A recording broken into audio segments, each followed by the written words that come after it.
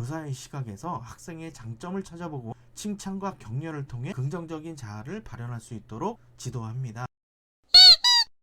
여러분 안녕하십니까, 훈이쌤입니다. 오늘은 교사와 학생 간의 좋은 관계를 유지하기 위한 방법을 알아볼 거예요. 영상 끝까지 시청 부탁드리고 구독, 좋아요, 알림 설정도 지금 부탁드립니다. 그럼 시작합니다.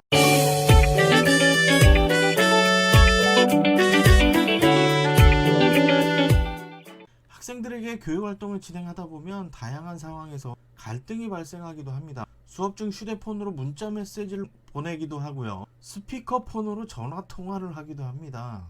다른 학생들의 학습권을 침해하고 선생님의 수업 진행을 방해했다는 것을 인식하지 못하는 경우도 있어요. 오히려 자신의 전화 통화를 방해했다면서 인권위에 제소를 하겠다는 학생도 있습니다. 교사는 수업과 생활지도를 해야 합니다. 생활지도가 되지 않으면 수업도 진행을 하지 못하는 경우가 많기 때문이죠. 교사가 되기 위해서 교원 임용고사를 보는데요. 시험에 합격하고 난 이후에 임용고사를 공부하면서 꿈꿔왔던 교사상을 실천하기 위해서 노력을 합니다. 마주한 현실은 이상과 사뭇 다르기도 하죠.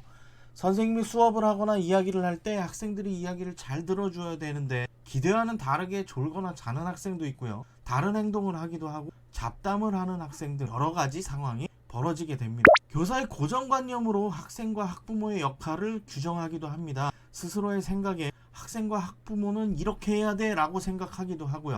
기대가 크면 실망도 크다고 해야 할까요? 이런 생각을 많이 하는 경우에 학생들의 문제 행동의 발생 원인을 파악하지 못하는 경우가 많습니다. 교사 자신의 생각을 학생에게 강요하죠. 결국은 학생과 의견 충돌이 일어나고 통제하지 못하는 상황이 발생합니다. 가끔 이런 성향이 너무 강해서 모든 학생들과 마찰이 생기는 분들도 있습니다. 학생들의 문제 행동에 관하여 이야기를 들어주어야 합니다. 이때 가급적 가치 판단을 배제하는 것이 좋죠. 교사가 정말 원하는 것이 무엇인지 생각을 해보고 자신의 생각을 강요하는 것은 아닌지 되돌아볼 필요가 있습니다. 그렇다면 교사와 학생 간의 관계 개선을 위한 방법은 어떤 것이 있을까요? 학생에게 교육활동을 진행하면서 교사가 원하는 방향으로만 해석하기도 합니다. 대부분 교사와 학생의 관계가 좋지 않은 상황이기도 하죠. 자신의 장점을 찾아보고 긍정적으로 해석할 수 있도록 하는 것이 좋습니다.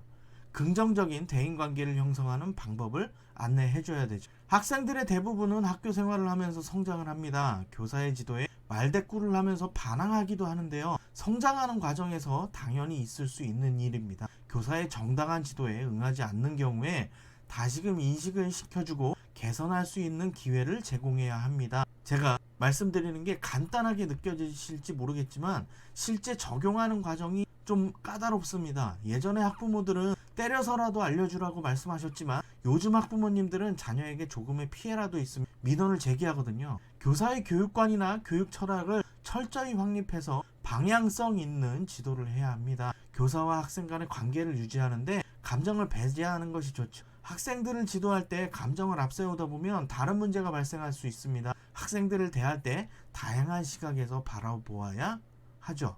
인지 편향적 시각으로 바라보는 경우에는 낙인을 찍었다는 부정적인 인식이 자리 잡게 됩니다. 교사의 시각에서 학생의 장점을 찾아보고 칭찬과 격려를 통해 긍정적인 자아를 발현할 수 있도록 지도합니다. 오늘은 교사와 학생 간 좋은 관계를 유지하기 위한 방법에 대해서 알아보았습니다.